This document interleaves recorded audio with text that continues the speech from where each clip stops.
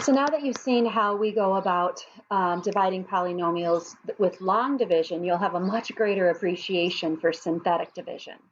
Synthetic division is much less tedious. It's a little tricky when you first start using it, but after you get a little practice under your belt, I think you'll find that you'll prefer it. Problem is that synthetic division can only be used when your divisor is a first degree polynomial. So it can't be used when it's x squared or x cubed. It can only be used if it's a first degree on the x. So what you do here is we write down only the essential parts that we use in long division. So for instance, if I'm going to divide this trinomial by this binomial, I'm only going to be worried about the coefficients here to start of my dividend. Now this is one where we've got to have a placeholder, because notice that it goes from degree 3 to degree 2, and then it jumps to our constant, which is degree 0. There is no degree 1, so we've got to put a 0 in there when we're doing this, whether it be with long division or with synthetic division. So I'm going to take those coefficients 2, -7, 0, and 5, and I'm going to put them inside the box. Then I have to consider my divisor and ask myself, what would the 0 of that divisor be? What value of x makes x minus 3 equal to 0? Well, of course, that's equal to 3. So I'm going to put a 3 out in front of the box. So you notice on the right, I've got the 2, the -7, the 0, and the 5. And out in front, I have the 0 of 3, the 0 of my divisor.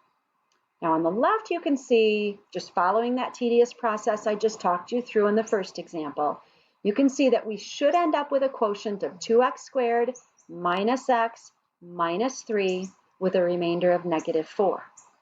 Well, let's look at what's going on over there on the right with the synthetic.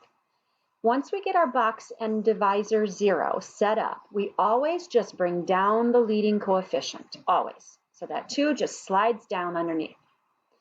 Then you take that 2 and you multiply it by your 0 out in front.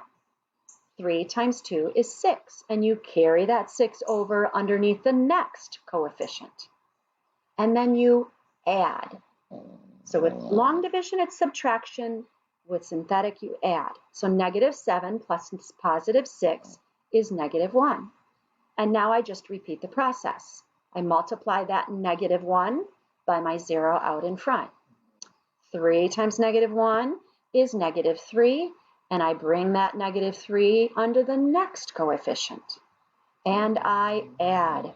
0 and -3 add up to -3. And then I repeat the process one more time. I take that -3 in the blue box, I multiply it by the 0 out in front in the purple box. 3 times -3 is -9. I carry that over and put it under the next coefficient, and I add. 5 and -9 add up to -4.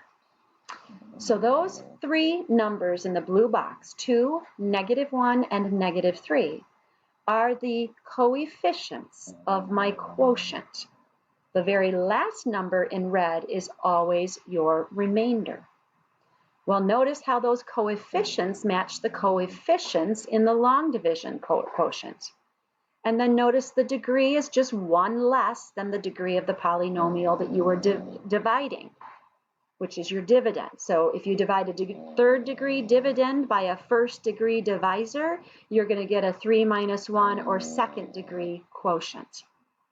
So now that we have our coefficients, we just put x to the second with the first, x to the second minus 1 with the second, and x to the 1 minus 1 the third, which is x to the 0, which is your constant. And our final answer ends up being the very same answer. 2x squared minus 1x minus 3 plus 4 over our divisor of x minus 3. Okay, so when we put the 0 out in front with synthetic division, that's why, because it's the opposite of what's in the factor, or in the divisor, excuse me, that's why we add instead of subtract. Okay, so we're going to do another example, but I'll hold off on that one with another video.